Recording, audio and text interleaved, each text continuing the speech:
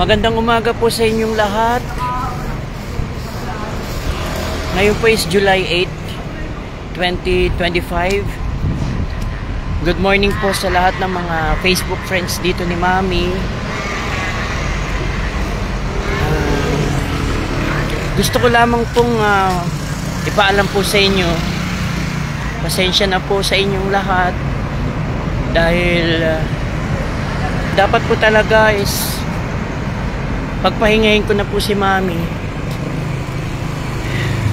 Pero hayaan nyo po ako na ituloy ko po yung kwento namin. Lalo yung kwento niya, kung ano po talaga yung nangyari sa kanya. Ito kasi yung isa sa paraan ko para iparating ko po sa inyo yung gusto rin po niyang iparating. Dahil wala na po siyang words na nabanggit, hindi na rin po siya nakapagpaalam sa lahat. Kaya ito po yung paraan ko para maiparating ko po sa inyo yung gusto ring iparating ni Mami. Bukod po dun sa pang Sabado na ipapalabas ko, kung hindi po ako nagkakamali, meron pang 2 o 3 pang Sabado para tuluyan ko na pong tapusin yung kwento. Kung totoo po, kung tutusin po, medyo nahihirapan na rin po ako dahil hindi po ako makapag-move on. Pero ginagawa ko po to para kay Mami. So humingi po ako sa inyo ng paumanhin. Bukod po ngayong Sabado, meron pa 2 o 3 video na ipi-play po ako para kay Mami.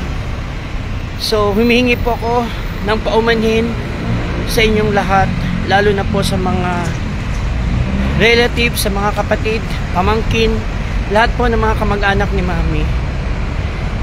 Hayaan nyo po, kapag natapos ko po yung video na ito na para kay Mami, wala na rin po kayong makikita o mapapanood. Gusto ko na rin pong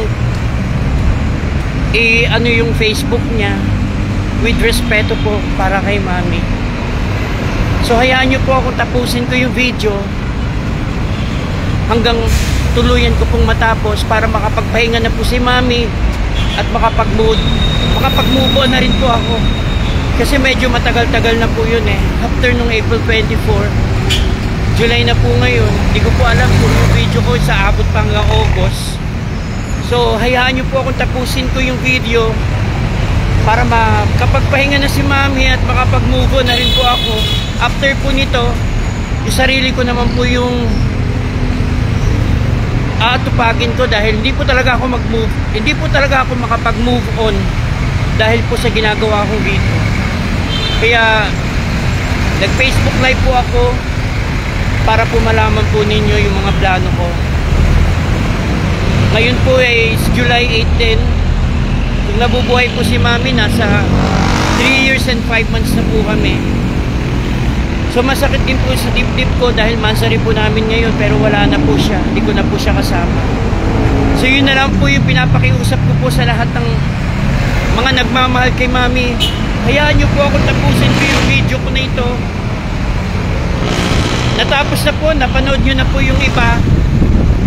Yung mapapanood po ninyo, ito po yung huling 3 na Sabado na ipapalabas ko po. Hayaan nyo po akong iparamdam ko o sabihin ko po dito yung aking pong nararamdaman.